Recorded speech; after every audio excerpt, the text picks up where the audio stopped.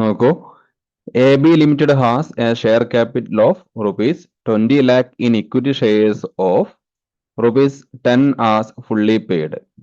The company now declare a bonus out of its free reserve of rupees 8 lakh. This bonus is to be paid by issue of the equity shares of rupees 10 each at a premium of rupees 2 per share for every 4 share held by the shareholders.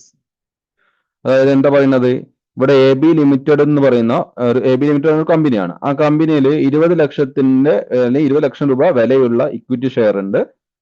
ഒരു ഷെയറിന്റെ വില എത്രയാണ്? 10 രൂപയാണ്. അത് fully paid ആണ്. Fully paid എന്ന് പറഞ്ഞിട്ടുണ്ടെങ്കിൽ ഒരു ഷെയറിന് നമ്മൾ കളക്ട് ചെയ്യേണ്ടിയിരുന്ന എമൗണ്ട് എത്രയാണ്? 10 രൂപയാണ്. ആ 10 രൂപയും കമ്പനി കളക്ട് ചെയ്തിട്ടുണ്ട് എന്നാണ് അതിനർത്ഥം.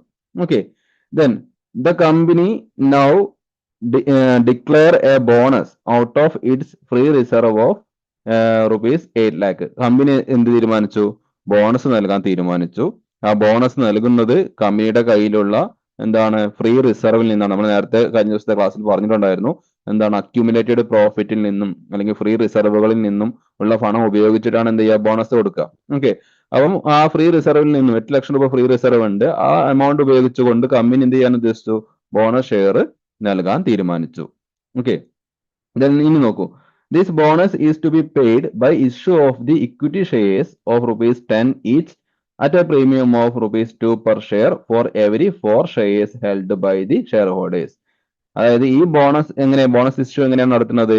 കമ്പനി 10 രൂപ വിലയുള്ള ഇക്വിറ്റി ഷെയർ നൽകിയിട്ടാണ് ബോണസ് ഇഷ്യൂ നടത്തുന്നത്. 10 രൂപ വിലയുള്ള ഇക്വിറ്റി ഷെയർസ് നൽകിയാണ് ഇവിടെ ബോണസ് ഇഷ്യൂ നടത്തുന്നത്. ആ ബോണസ് ഇഷ്യൂ എങ്ങനെയാണ്? അറ്റ് പ്രീമിയത്തിനാണ്, 2 രൂപ പ്രീമിയത്തിനാണ് ആ ബോണസ് ഇഷ്യൂ എന്ന് പറയുന്നത്. ദെൻ എങ്ങനെ കൊടുക്കുന്നത്? For every 4 shares held by the shareholders. Okay, അതായത് ഓരോ 4 ഷെയർ കൈവശം വെക്കുന്ന ആൾക്ക് ഒരു ബോണസ് ഷെയർ നൽകുക. ഓക്കെ, ഓരോ 4 ഷെയർ കൈവശം വെക്കുന്ന ആൾക്ക് ഒരു ബോണസ് ഷെയർ. അങ്ങനെ അതാണ് ആ ഒരു സെന്റൻസിന് അർത്ഥം. വായിച്ചു നോക്കൂ. This bonus is to be paid by issue of the equity shares of rupees 10 each at a premium of 2 per share for every 4 shares held by the shareholders. ഓരോ 4 ഷെയർ കൈവശം വെക്കുന്ന ഷെയർ ഹോൾഡേഴ്സിന് ഒരു ഷെയർ വീതം നൽകാൻ ആണ് ഇവിടെ company തീരുമാനിച്ചിട്ടുള്ളത്. Clear? Bonus ആയിട്ട് നൽകാനാണ് കമ്പനി തീരുമാനിച്ചിട്ടുള്ളത്.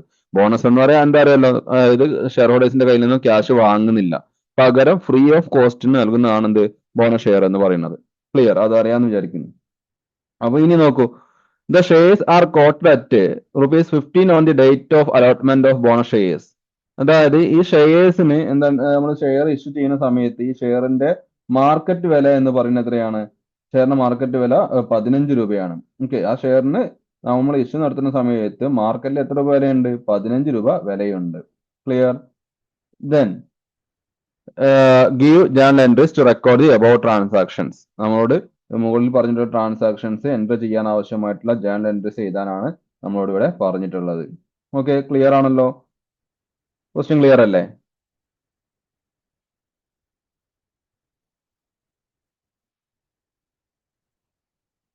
ക്വസ്റ്റ്യൻ ക്ലിയർ അല്ലേ? ചാറ്റ് ബോക്സ് വഴി നിങ്ങൾ മൈക്ക് ഓൺ ആക്കി ചാറ്റ് ബോക്സ് വഴി പറയും. Yes, okay. ഓക്കെ, അപ്പൊ അങ്ങനെയെങ്കിൽ നമുക്ക് ഇതൊന്ന് ചെയ്ത് നോക്കാം. അപ്പൊ നമ്മൾ ഇങ്ങനെ ഒരു പ്രോബ്ലം കിട്ടിക്കഴിഞ്ഞാൽ നമുക്ക് ആദ്യം അറിയേണ്ടത് നമുക്ക് എത്ര ഷെയർ വേണം നമുക്ക് ഇഷ്യൂ നടത്താൻ. അതായത് ബോണസ് ഷെയർ എത്ര എണ്ണം? അപ്പൊ നമ്മൾ ഇവിടെ പറയുന്നത് ഓരോ 4 ഷെയർ കൈവശം വെക്കുന്ന ആൾക്ക് 1 നൽകുന്നു എന്നാ പറയുന്നത്. അപ്പൊ നിലവിൽ കമ്പനിയുടെ കയ്യിൽ എത്ര ഷെയർ ഉണ്ട് എന്ന് ആദ്യം അറിയണം. ക്ലിയർ? നിലവിൽ എത്ര ഷെയർ ഉണ്ട് എന്ന് അറിഞ്ഞാലേ നമുക്ക് ഇനി പുതുതായിട്ട് എത്ര ബോണസ് ഷെയർ, പുതിയ അല്ലെങ്കിൽ ഫ്രീ ഓഫ് കോസ്റ്റിൽ എത്ര ബോണസ് ഷെയർ ഇഷ്യൂ ചെയ്യുന്നുണ്ട് മനസ്സിലാക്കാൻ പറ്റുള്ളൂ. ഈ പ്രോബ്ലത്തിൽ പറയുന്നത് എന്താണ്? നിലവിൽ ഉള്ള ഷെയർ ഹോൾഡേഴ്സിന് 4 ഷെയർ കൈവശം വെക്കുന്ന ഷെയർ ഹോൾഡേഴ്സിന്, നിലവിൽ 4 ഷെയർ കൈവശം വെക്കുന്ന ഷെയർ ഹോൾഡേഴ്സിന് 1 വീതം കൊടുക്കുന്നു എന്നാ പറയുന്നത്. അപ്പം നിലവിൽ എത്ര ഷെയർ ഹോൾഡേഴ്സ് ഉണ്ട്? ക്വസ്റ്റ്യൻ നോക്കിയിട്ട് പറയാൻ പറ്റുമോ എത്ര ഷെയർ ഹോൾഡേഴ്സ് നിലവിലുണ്ട്?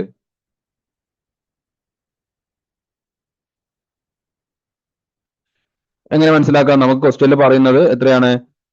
20 ലാക്ക് ആണ്. 20 ലാക്ക് റുപ്പീസ് വിലയുള്ള ഷെയർ നമ്മുടെ കയ്യിലുണ്ട് എന്നാണ് ക്വസ്റ്റ്യനിൽ പറയുന്നത് അല്ലെ? അപ്പം അതിനർത്ഥം നിലവിൽ എത്ര? ഒരു ഷെയറിന്റെ വില 10 രൂപയാണ്. അപ്പൊ നിലവിൽ 2 ലക്ഷം ഷെയർസ് ഉണ്ട് അല്ലെ? 2 ലക്ഷം ഷെയർസ് ആണ് നിലവിൽ ഉള്ളത്. ക്ലിയർ? അപ്പൊ ആ 2 ലക്ഷത്തിന് എന്ത് ചെയ്യണം? ഓരോ 4 ഷെയർ ഉണ്ട്. അപ്പൊ 2 ലക്ഷത്തിന് എന്താക്കണം? 4 ഷെയർസിന്റെ ഗ്രൂപ്പ് ആക്കി തിരിക്കണം. അങ്ങനെയെങ്കിൽ ഒരു 50,000 ഷെയർ ഹോൾഡേഴ്സ് ആയിരിക്കും ഉണ്ടാവുക അല്ലെ. 4 ഷെയർ കൈവശം വെക്കുന്ന 50,000 ഷെയർ ഹോൾഡേഴ്സ് ആ രീതിയിൽ ചിന്തിക്കാം. ഓക്കെ, മനസ്സിലായോ? അതായത് ഓരോ 4 ഷെയർ കൈവശം വെക്കുന്ന ആൾക്ക് 1 വീതം നൽകുന്നു എന്നാണ് ഇതിനർത്ഥം. അപ്പം നമുക്കൊന്ന് ചെയ്ത് നോക്കാം. അപ്പൊ നമുക്ക് മനസ്സിലാവും എങ്ങനെയാണ് വരുന്നത് എന്നുള്ളത്. അപ്പൊ 2 ലക്ഷം ഷെയർസ് ആണ് ഉള്ളതെന്ന് നിങ്ങൾക്ക് മനസ്സിലായോ? എങ്ങനെ മനസ്സിലായി? 20,000 ഇക്വിറ്റി ഷെയർസ്, 20,000 രൂപ, സോറി 20 ലക്ഷം വിലയുള്ള ഇക്വിറ്റി ഷെയർസ് ആണുള്ളത്. ഒരു ഷെയറിന്റെ വില 10 രൂപയാകുമ്പോൾ എത്രയായിരിക്കും? 2 ലക്ഷം ഇക്വിറ്റി ഷെയർസ് ആയിരിക്കും എണ്ണത്തിൽ പറയുമ്പോൾ ഉണ്ടാവുക. ക്ലിയർ ആണ് എന്ന് വിചാരിക്കുന്നു. അപ്പൊ നമുക്കൊന്ന് ചെയ്ത് നോക്കാം.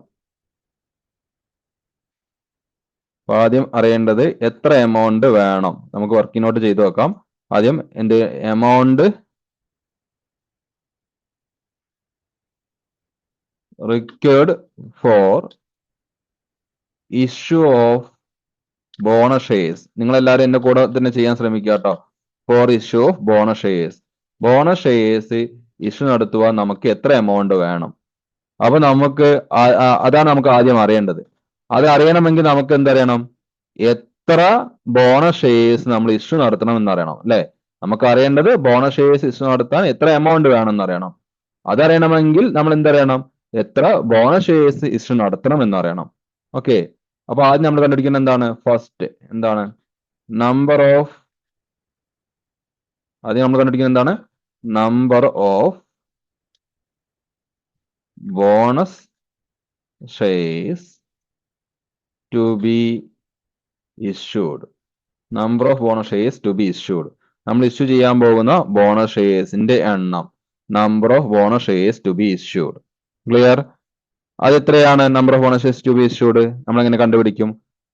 എങ്ങനെ കണ്ടുപിടിക്കുക? നിലവിൽ എത്ര ബോണസ് ഷെയർ ഉണ്ട് നോക്കാം. നിലവിൽ എത്ര ഷെയർ ഉണ്ട്?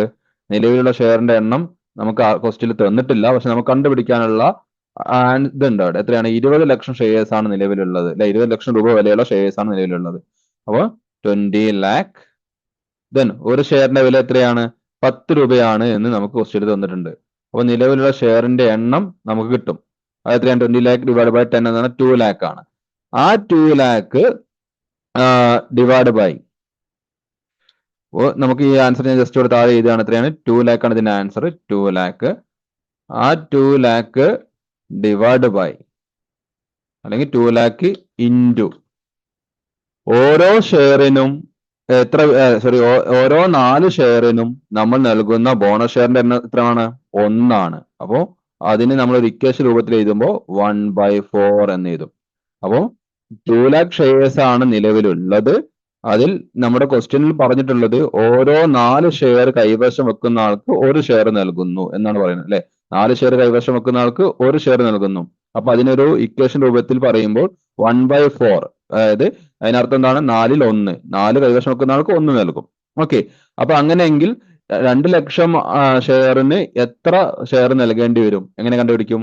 2 lakh ഇൻറ്റു 1/4 ചെയ്യുക.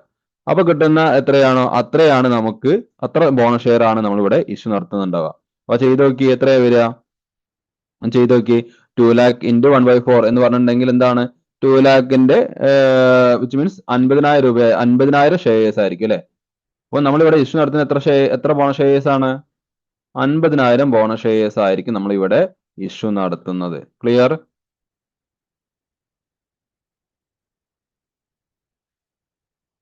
$50,000 ഷെയർസ്. 50,000 ഷെയർസ്. 50,000 എന്ത് ഷെയർസ് ആണ്? ബോണസ് ഷെയർസ് ആണ് നമ്മളിവിടെ ഇഷ്യൂ നടത്തുന്നത്. ആ ബോണസ് ഷെയർസ് എന്ന് പറയാൻ കാരണം എന്താണ്? നമ്മൾ ക്യാഷ് ഒന്നും വാങ്ങുന്നില്ല. 50,000 ബോണസ് ഷെയർസ്. ഓക്കെ അല്ലേ? 50,000 കിട്ടിയ എങ്ങനെയാന്നുള്ളത്?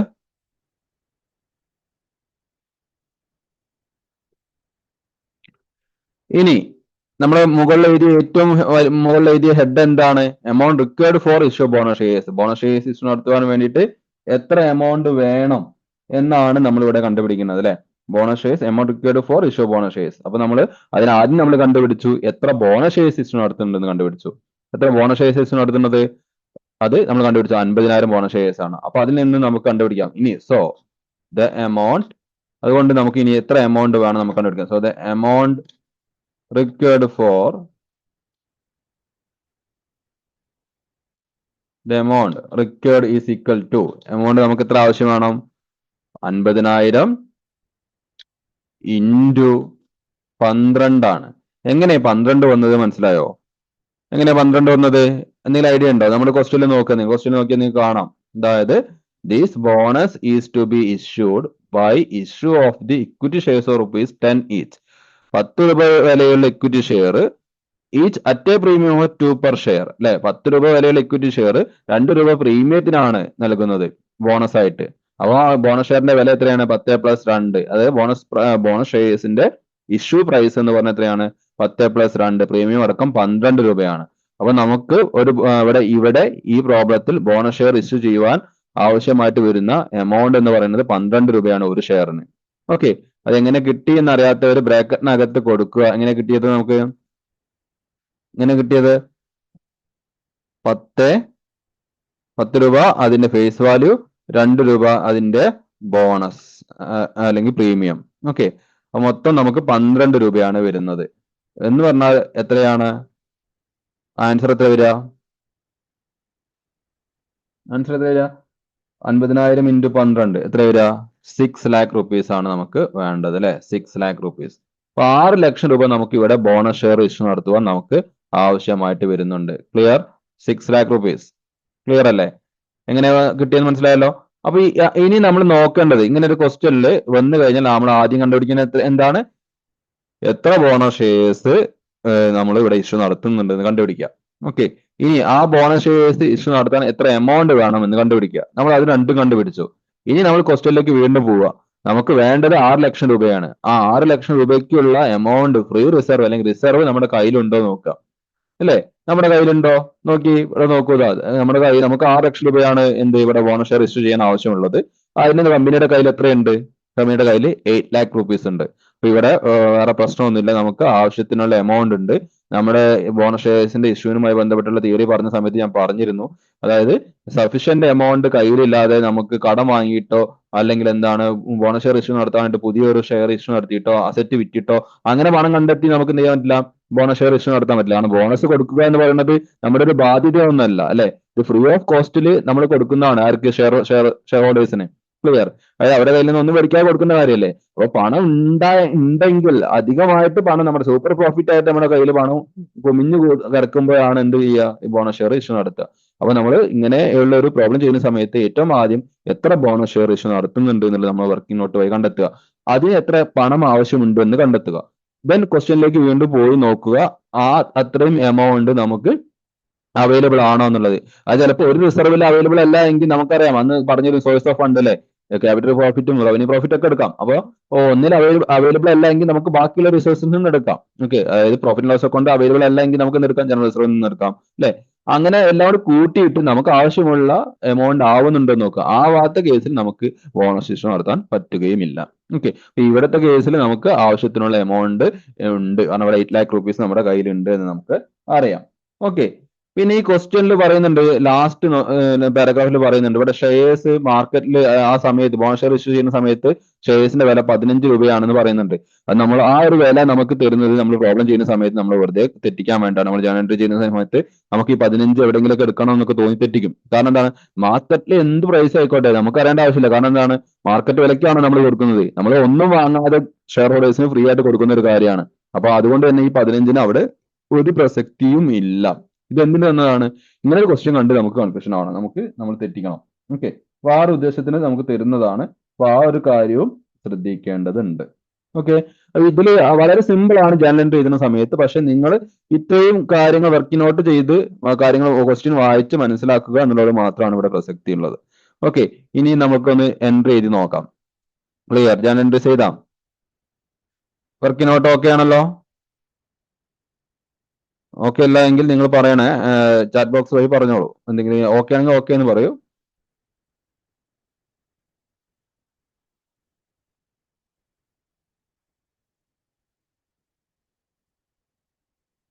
Okay, yes. അപ്പോൾ ഇനി എന്നാല് ജേണൽ വരച്ചോളൂ. ചെറിയ ജേണൽ വരച്ചാൽ മതി, കാരണം നമുക്ക് 2 എൻട്രി എഴുതാനുള്ളൂ. അതായത് ഇവിടെ ക്വസ്റ്റ്യൻ നോക്കുന്ന സമയത്ത് ഇതൊരു പാർട്ട്ലി പെയ്ഡ് ഷെയർ അല്ല. പാർട്ട്ലി പെയ്ഡ് അപ്പ് ആണെങ്കിൽ ഫുള്ളി പെയ്ഡ് അപ്പ് ആക്കണമായിരുന്നു, നമ്മൾ കഴിഞ്ഞ ചാപ്റ്റർ പറഞ്ഞ പോലെ തന്നെ. അപ്പൊ ഇവിടെ ഇത് പാർട്ലി പേഡപ്പ് അല്ലല്ലോ, അതുകൊണ്ട് നമുക്ക് അതിനെ ഫുള്ളി പേഡപ്പ് ആക്കുന്ന ഒരു എൻട്രിയുടെ ആവശ്യമൊന്നും ഇവിടെ വരുന്നില്ല. നമുക്ക് നേരെ ബോണസിന് ആവശ്യമായ, ബോണസ് എടുക്കാൻ ആവശ്യമായ എൻട്രി എഴുതണം. റിസർവിൽ നിന്നും ബോണസിന് വേണ്ടിയിട്ടുള്ള ഫണ്ട് മാറ്റണം. ആ ഫണ്ട് ഉപയോഗിച്ചുകൊണ്ട് എന്ത് ചെയ്യണം, ബോണസിന്റെ പുതിയ ഷെയർ നൽകണം. ആകെ 2 എൻട്രി എഴുതാനുള്ളൂ. അപ്പൊ ആ ഒരു സൈസിലുള്ള ഒരു എന്താ പറയാ ജേണൽ വരച്ചോളൂ. വലിയ അളവിൽ വേണ്ട. ഓക്കെ. അപ്പം നമുക്ക് തുടങ്ങാം. ക്വസ്റ്റ്യനിൽ ഡേറ്റ് ഒന്നും തന്നിട്ടില്ല, അതുകൊണ്ട് നമ്മൾ ഡേറ്റിനെ കുറിച്ചൊന്നും ബോധേഡ് ആവുന്നില്ല. പക്ഷെ ഒരു ഫോർമാറ്റ് വരയ്ക്കുമ്പോൾ ആ ഡേറ്റ് കോളം അവിടെ വെക്കുക. നമുക്ക് ഡേറ്റ് കോളത്തിൽ നമുക്ക് 1 ഇടാം, കാരണം ഒന്നാമത്തെ എൻട്രി എന്ന നിലയ്ക്ക്. അപ്പൊ ഫസ്റ്റ് എൻട്രി എന്താണ്? ഒന്നാമത്തെ എൻട്രി ബോണസ് ഷെയറുമായി ബന്ധപ്പെട്ടിട്ടുള്ള ഫസ്റ്റ് എൻട്രി എന്ന് പറയുന്നത്, നമ്മൾ ഈ ഒരു പ്രോബ്ലത്തിൽ അല്ലാന്ന് വിചാരിക്കുക, മൊത്തത്തിൽ ജനറൽ ആയിട്ട് പറയുകയാണെങ്കിൽ ഫസ്റ്റ് എൻട്രി എന്താണ്? ഫസ്റ്റ് എൻട്രി പാർട്ട്ലി പേഡപ്പ് ആയിട്ടുള്ള ഒരു ഷെയർ ആണെന്ന് വിചാരിക്കുക. പാർട്ട്ലി പേഡപ്പിനെ എന്ത് ചെയ്യണം, നമ്മൾ ഫുള്ളി പേഡപ്പ് ആക്കി മാറ്റണം. ഇത് നമ്മൾ പ്രിഫറൻസ് ഷെയറിന്റെ കേസിൽ പറഞ്ഞതുപോലെ. പക്ഷെ ഇവിടെ പാർട്ട്ലി പേഡപ്പിനെ ഫുള്ളി പേഡപ്പ് ആക്കി മാറ്റുന്നത് ഒരു ബോണസ് ഇഷ്യൂ ആയിട്ടാണ് കൺസിഡർ ചെയ്യുക. അപ്പൊ നമ്മൾ ബോണസ് ഇഷ്യൂ ചെയ്യുവാൻ ആവശ്യമായിട്ടുള്ള എമൗണ്ട് എന്ത് ചെയ്യണം, നമ്മൾ bonus to share holder account എന്ന് പറഞ്ഞ ഒരു അക്കൗണ്ടിലേക്ക് മാറ്റണം. നമ്മൾ എത്ര രൂപയ്ക്കാണോ ബോണസ് ഇഷ്യൂ നടത്തുന്നത്, അത്രയും എമൗണ്ട് നമ്മൾ ഏതൊരു ഫണ്ടിൽ നിന്നാണോ എടുക്കുന്നത്, ആ ഫണ്ടിൽ നിന്നും എങ്ങോട്ട് മാറ്റണം? Bonus to share holder account എന്ന് പറഞ്ഞ അക്കൗണ്ടിലേക്ക് മാറ്റണം. ക്ലിയർ? അപ്പൊ ഈ ക്വസ്റ്റ്യനിൽ നമ്മൾ എടുക്കുന്നത് ഏത് ഫണ്ടിൽ നിന്നാണ്? ക്വസ്റ്റ്യൻ നോക്കി, ഫ്രീ റിസർവിൽ നിന്നാണ് എടുക്കുന്നത് അല്ലെ. അപ്പൊ നമ്മൾ എന്ത് ചെയ്യുക, ഫ്രീ റിസർവിന്റെ പേര് കൃത്യമായിട്ട് പറയാത്തത് കൊണ്ട് നമുക്ക് ജസ്റ്റ് ഇങ്ങനെ ഫ്രീ റിസർവ് അക്കൗണ്ട് എഴുതിയാൽ മതി കേട്ടോ. ക്വസ്റ്റ്യനിൽ ഏത് റിസർവ് ആണെന്ന് ക്വസ്റ്റ്യനിൽ എടുത്ത് പറയുകയാണെങ്കിൽ അത് തന്നെ എഴുതണം. ഇപ്പൊ നമ്മൾ ഏത് റിസർവിൽ നിന്നാണ് എടുക്കുന്നത്? ഫ്രീ റിസർവ് അക്കൗണ്ടിൽ നിന്നാണ് എടുക്കുന്നത്. അപ്പോൾ ഫ്രീ റിസർവ് അക്കൗണ്ട് ഡെറ്റർ ഏത് ഫ്രീ റിസർവ് അക്കൗണ്ടിൽ നിന്നും എങ്ങോട്ടാ മാറ്റുന്നത്? Bonus to share holder account, അതായത് ഷെയർ ഹോൾഡേഴ്സിന് ബോണസ് നൽകാനുള്ള അക്കൗണ്ടിലേക്ക് നമ്മൾ ആ പണം മാറ്റുകയാണ്. അപ്പൊ എന്താണ് first entry? Free reserve account debtor to, free reserve account debtor to എന്താണ്, bonus to share holders account. അതിനർത്ഥം എന്താണ്? ഫ്രീ റിസർവിൽ നിന്നും ഉള്ള പണം ഉപയോഗിച്ച് ഷെയർ ഹോൾഡേഴ്സിന് ബോണസ് നൽകുവാൻ പോവുകയാണ്. അതുകൊണ്ട് ഫ്രീ റിസർവ് അക്കൗണ്ടിൽ നിന്നുള്ള പണത്തിന് ഷെയർ ഹോൾഡേഴ്സിന് ബോണസ് നൽകാനുള്ള അക്കൗണ്ടിലേക്ക് മാറ്റുകയാണ്. അതാണ് ഈ ജനറൽ എൻട്രിയുടെ മീനിങ്. ക്ലിയർ? അപ്പം എത്ര രൂപയാണ് നമ്മൾ മാറ്റുന്നത് എന്നുള്ളത് നമുക്കറിയാം. നമ്മൾ വർക്കിംഗ് നോട്ടിൽ കണ്ടെത്തി വെച്ചിട്ടുണ്ട്. എത്ര രൂപയാണ് ബോണസ് നൽകുവാൻ വേണ്ടിയിട്ട് നമുക്ക് ആവശ്യമുള്ളത്? 6 lakh rupees ആണ് അല്ലെ. നമ്മൾ വർക്കിംഗ് നോട്ടിൽ കണ്ടെത്തിയിട്ടുണ്ട്. Amount required for bonus shares. Bonus shares നമുക്ക് ആവശ്യം 6 ലക്ഷം രൂപയാണ്. സോ നമ്മൾ എന്ത് ചെയ്യുന്നു, 6 ലക്ഷത്തിന് നമ്മൾ ഫ്രീ റിസർവിൽ നിന്ന് എടുക്കുന്നു. അപ്പോൾ ഈ ഫ്രീ റിസർവിൽ നിന്ന് 6 ലക്ഷം എടുക്കണമെങ്കിൽ ഫ്രീ റിസർവ് 6 ലക്ഷം രൂപ വേണം. അത് നമ്മൾ ക്വസ്റ്റ്യനിൽ നോക്കണം എന്ന് പറഞ്ഞിരുന്നു. നമ്മൾ കണ്ടെത്തിയിട്ടുണ്ട്. നമ്മുടെ കയ്യിൽ 8 ലക്ഷം രൂപയുണ്ട്. അതുകൊണ്ട് നമുക്ക് 6 ലക്ഷം രൂപ ഈസി ആയിട്ട് നമുക്ക് എടുക്കാവുന്നതാണ്. ക്ലിയർ? അപ്പൊ എന്താ entry? Free reserve account debtor to bonus to share holders account എന്നുള്ളതാണ് എൻട്രി വരിക. നരേഷൻ എന്താ കൊടുക്കുക? നരേഷൻ ആണെങ്കിൽ ഇതെന്താ ഇവിടെ നടന്നിട്ടുള്ളത്? നമ്മൾ ബോണസ് കൊടുക്കുവാൻ തീരുമാനിക്കുകയാണ് ഇവിടെ ചെയ്തിട്ടുള്ളത്. ഈ എൻട്രിയുടെ അർത്ഥം എന്താണ്? 6 ലക്ഷം രൂപ ബോണസ് ഷെയർ നൽകുവാൻ കമ്പനി തീരുമാനിച്ചു എന്നുള്ളതാണ് ഈ എൻട്രിയുടെ അർത്ഥം. അപ്പൊ നമ്മൾ എന്ത് ഇവിടെ എഴുതേണ്ടത്? ഡിക്ലറേഷൻ, അതായത് ബോണസ് ഷെയർ കൊടുക്കുവാൻ വേണ്ടി കമ്പനി തീരുമാനിച്ചു എന്നുള്ളതാണ് നമ്മൾ നരേഷൻ ആയിട്ട് കൊടുക്കുന്നത്. അപ്പൊ declaration of bonus shares, declaration of bonus shares ഏതിൽ നിന്നാണ്? Shares out of free reserve അല്ലെ. ഔട്ട് ഓഫ് റിസർവിൽ നിന്നും. ഫ്രീ റിസർവ് ആണ് ഞാൻ ചുരുക്കി എഴുതുന്നത്, അവിടെ സ്ഥലമില്ലാത്തതുകൊണ്ടാണ് കേട്ടോ. അപ്പോൾ എഴുതുക, എന്താ നരേഷൻ കൊടുക്കുക? Declaration of bonus shares out of reserve. റിസർവിൽ നിന്നും ബോണസ് ഷെയർ എന്ത് ചെയ്തു? നൽകാൻ ഇവിടെ കമ്പനി തീരുമാനിച്ചു എന്നാണ് ആ എൻട്രിയുടെ അർത്ഥം. Clear? Free reserve account to bonus shareholders. ഇനി കമ്പനി നേരത്തെ നമ്മൾ റിഡംഷൻ ഒക്കെ പറയുന്ന പോലെ തന്നെ നൽകാൻ തീരുമാനിച്ചാൽ മാത്രം പോരാ, എന്ത് ചെയ്യണം? ആ ബോണസ് ഷെയർ നൽകണം. അപ്പൊ നൽകുന്ന സമയത്ത് നമ്മൾ റിഡംഷന്റെ കേസിൽ ക്യാഷ് പോകുന്നത് കൊണ്ട് നമ്മൾ എന്ത് ചെയ്യാറുള്ളത്? ക്യാഷ് ടു ബാങ്ക് എന്ന് എഴുതാറുള്ളത്. അപ്പൊ ഇവിടെ ടു ബാങ്ക് എന്ന് എഴുതാൻ പറ്റില്ല. കൊടുക്കുന്നത് എന്താണ്? ബോണസ് ആണ്. അതുകൊണ്ട് നമുക്ക് ഈ ബോണസിന് എവിടെ എഴുതാം? ഡെബിറ്റ് ചെയ്യാം. Bonus to share holders account debit ചെയ്യാം. ഓക്കെ, കാരണം അതിൽ നിന്നുള്ള പണം ഉപയോഗിച്ചിട്ടാണ് നമ്മൾ ബോണസ് നൽകുന്നത്. അതുകൊണ്ട് എന്ത് ചെയ്യാം? ബോണസ് ടു ഷെയർ ഹോൾഡേഴ്സ് നമ്മൾ മുകളിൽ എഴുതിയിട്ടുള്ള ആ അക്കൗണ്ടിനെ മുകളിൽ ക്രെഡിറ്റ് ചെയ്തിട്ടുള്ള അക്കൗണ്ട് നമ്മൾ എന്ത് ചെയ്യുന്നു ഇവിടെ കൊണ്ടുവന്നിട്ട് ഡെബിറ്റ് ചെയ്യുന്നു. കാരണം അതിനെ ഇനി ക്യാൻസൽ ചെയ്യാണ്. കൊടുക്കുന്ന സമയത്ത് എന്ത് ചെയ്യും, ആ ഷെയർ ഹോൾഡേഴ്സിന് കൊടുക്കാൻ വേണ്ടിയിട്ട് മാറ്റി വെച്ചിട്ടുള്ള ബോണസ് അക്കൗണ്ടിലെ പണം എടുക്കും. അപ്പൊ ആ എടുക്കുമ്പോൾ എന്ത് ചെയ്യണം, അതിനെ ക്യാൻസൽ ചെയ്യണം. സോ അതിന് എന്ത് ചെയ്യണം, ഡെബിറ്റ് ചെയ്യണം. അപ്പം bonus to share holders account debtor to എഴുതുന്ന സമയത്താണ് ശ്രദ്ധിക്കേണ്ടത്. നമ്മൾക്ക് പൊതുവെ നമുക്കൊരു രീതി എന്താണ്, ടു ബാങ്ക്. നമുക്ക് പേയ്മെന്റ് കൊടുക്കുന്ന സമയത്തൊക്കെ നമ്മൾ ബാങ്ക് എന്ന് എഴുതുക ടൂലേക്ക്. പക്ഷേ ഇവിടെ എന്താണ്, ഇവിടെ നമ്മൾ ഷെയറാ കൊടുക്കുന്നത് അല്ലെ, ക്യാഷ് അല്ല. ഇവിടെ ബോണസ് കൊടുക്കുന്നത് ഷെയർ ആയിട്ടാണ്. അതുകൊണ്ട് എന്ത് എഴുതേണ്ടത്, ടു ഇക്വിറ്റി ഷെയർ ക്യാപിറ്റൽ. എന്ത് ഷെയർ കൊടുക്കുന്നത്, ഇക്വിറ്റി ഷെയർ ക്യാപിറ്റലാണ്. അതുകൊണ്ട് ടു ഇക്വിറ്റി ഷെയർ ക്യാപിറ്റൽ എന്ന് എഴുതുക. To equity share capital. Okay. Equity share ക്യാപിറ്റലിന് നേരെ ഏത് എമൗണ്ട് എഴുതേണ്ടത്, 6 ലക്ഷം രൂപയാണ് എഴുതേണ്ടത്? അല്ല, ഇക്വിറ്റി ഷെയർ ക്യാപിറ്റലിന് നേരെ എഴുതേണ്ടത്, നമുക്ക് ബോണസ് കൊടുക്കുന്നത് 6 ലക്ഷം രൂപയാണ്. പക്ഷേ ഇക്വിറ്റി ഷെയറിന്റെ വിലയിൽ ആ 6 ലക്ഷം ഉണ്ടോ? ഇല്ല. എത്രയേ ഉണ്ടാവുള്ളൂ? 50,000 ഇൻറ്റു 10 എന്ന് പറയുന്ന എത്രയാ, 5 ലക്ഷം രൂപയെ ഉണ്ടാവുള്ളൂ. കാരണം എന്താണ്, ഇക്വിറ്റി ഷെയറിന് നേരെ എഴുതുന്ന സമയത്ത്, അതായത് ഒരു ഇക്വിറ്റി ഷെയർ ആയിക്കോട്ടെ, പ്രിഫറൻസ് ഷെയർ ആയിക്കോട്ടെ, ഡിബഞ്ചർ ആയിക്കോട്ടെ, അതിന് നേരെ എഴുതുമ്പോൾ ഫേസ് വാല്യൂ എഴുതാൻ പറ്റുള്ളൂ. ഓക്കെ. അപ്പൊ ഇക്വിറ്റി ഷെയർ ക്യാപിറ്റലിന് നേരെ ഫേസ് വാല്യൂ എന്ന് പറഞ്ഞ ഒരു ഷെയറിന്റെ വില 10 രൂപയാണ്. അപ്പോൾ 50,000 ഇൻറ്റു 10 എന്ന് പറയുമ്പോൾ 5 ലക്ഷം രൂപയാണ് നമുക്ക് അതിന് നേരെ എഴുതാൻ പറ്റുക. അപ്പൊ അത് ആദ്യത്തെ പ്രോബ്ലം ആയതുകൊണ്ട് കൺഫ്യൂഷൻ അടിക്കാതിരിക്കാൻ വേണ്ടി നിങ്ങൾ അതിന് ബ്രാക്കറ്റിൽ കാണിക്കുക 50,000 ഇൻറ്റു 10. ക്ലിയർ. അപ്പം ബോണസ് ടു ഷെയർ ഹോൾഡേഴ്സ് അക്കൗണ്ടിൽ എത്രയുണ്ട്, 6 ലക്ഷം രൂപ ഉണ്ട്. അതിൽ നിന്നും ഒരു 50,000 ഇൻറ്റു 10, 5 ലക്ഷം രൂപ നമ്മൾ ഇക്വിറ്റി ഷെയർ ക്യാപിറ്റലിന്റെ വാല്യൂ ആയിട്ട് നമ്മൾ മാറ്റി. ഇനി എന്ത് ചെയ്യണം, ടു എന്താണ്, ബാക്കി 1 ലക്ഷം ഇല്ലേ, 1 ലക്ഷം എന്താണ് നമുക്കറിയാം. എന്താണ് 1 ലക്ഷം? ടു ഈ പ്രോബ്ലം എന്താണ് അത് പറഞ്ഞിട്ട്, സെക്യൂരിറ്റി പ്രീമിയം അല്ലെ, സെക്യൂരിറ്റി പ്രീമിയം ഉണ്ട് അല്ലെ, നമ്മൾ ബോണസ് നൽകുന്നത് പ്രീമിയത്തിലാണ്. അപ്പൊ ടു സെക്യൂരിറ്റി പ്രീമിയം അക്കൗണ്ട് എന്ന് എഴുതുക. അത് എത്രയാണ്, ആ ബാലൻസ് എമൗണ്ട് എത്രയാണ്, 1 lakh rupees. ഓക്കെ. അപ്പൊ ആകെ വളരെ സിമ്പിൾ ആണ്, ആകെ ഈ 2 എൻട്രി വരുന്നുള്ളൂ. ക്ലിയർ. ഇനി ഇതിന്റെ നരേഷനും കൂടി എഴുതണം. നരേഷൻ എന്ത് ചെയ്താ, നരേഷൻ എന്ത് ചെയ്താ, ഇഷ്യൂ ഓഫ്, ഇവിടെ നടക്കുന്ന ഇഷ്യൂ അല്ലേ, ഇഷ്യൂ ഓഫ് എത്ര bonus shares, 5,000 bonus shares. Issue of 5,000 bonus shares at rupees, എത്ര രൂപയ്ക്കാ, അറ്റ് റുപ്പീസ് 12 ഈച്ച് നെയ്ത ഈച്ച്. ഓക്കെ. ക്ലിയർ. അപ്പൊ ഇത്രയേ ഉള്ളൂ എൻട്രി. വളരെ സിമ്പിൾ ആണ് ബോണസ് ഷെയർസിന്റെ ഇഷ്യൂമായി ബന്ധപ്പെട്ടിട്ടുള്ള പ്രോബ്ലം എന്ന് പറയുന്നത്. ആകെ നമുക്ക് ആ വർക്കിംഗ് നോട്ട് ക്വസ്റ്റ്യൻ വായിച്ച് മനസ്സിലാക്കുക എന്ന് മാത്രമേ ഉള്ളൂ. എന്തെങ്കിലും ഡൗട്ട് ഉണ്ടെങ്കിൽ ചോദിക്കൂ.